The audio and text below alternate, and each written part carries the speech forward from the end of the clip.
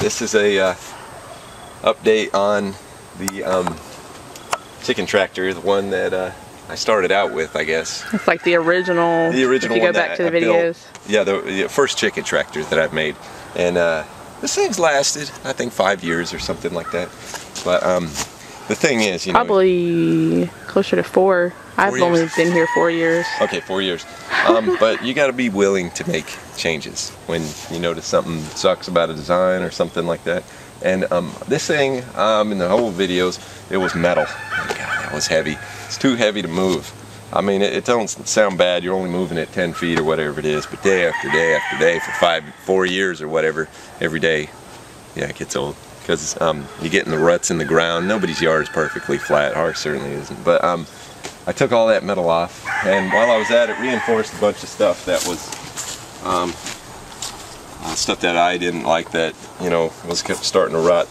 But one of the biggest improvements I made, most people just like right here, see, this is how I originally fastened the chicken wire. It's just roof and nails every so often, and on this side too.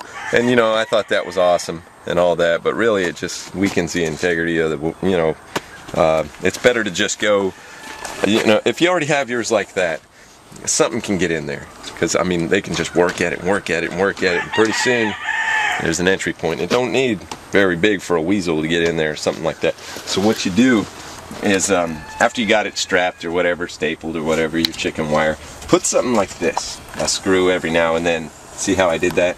Like that. I mean, there's nothing. I mean, if something chunks at that and gets in, they really deserve to get in there, because I mean, they worked, they did their, and I mean, after all, it is what it is. But see, like on the bottom, I went all the way around with this stuff because you know, predators trying to get in here, and I noticed some areas where this was coming away, and the biggest thing was with this plastic. But I don't know if I showed the nest on here, but a lot of people want to know how to attach the nest. I pretty much do the same thing every time. It's just a box I built with an angle, you know, like this. Just not even, it's like 3/4 plywood. Ooh, look, black copper egg. That's a good egg right there. But on this one I did it like this because I'm not crawling in there. Come on now.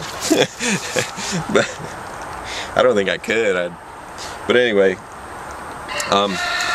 that's all a nest box is, and it has hinges. And, so the plastic that you have here that you changed out, that's in the roofing section? That is in the roofing section at Lowe's, and it's the cheapest roofing there is. I think it's, what was it, $13 for a 12-foot piece. I could be wrong, but I And you connected it with... well, I had leftover, but you know, if you buy these kind of screws like this, these are the neoprene washered roofing screws that are like that long. But you can use, but it's best to use these things because you don't got to seal them or anything like that. I never do, and I don't have any problems. But it's like I found these screws. I found like a gallon of these things at Habitat. I mean, like that many for I think it was like $5. I couldn't leave it there. But the whole other back side is that stuff, except for the very bottom, you know, because when you build these things, you can't do the whole thing with that, because then they get no sunlight, because as you go up in the yard, it gets, you know, like the other side is a lot more open than this side, of course, but I can't always face them towards the sun because it's just not possible. You know, you get into binds with these things because you're going around the yard and stuff. So leave a little up like that. But yeah, I do this like this, just as tall as the bird is on one side, because I don't want my feet to get wet. Because when the torrential rains and all that blow crazy,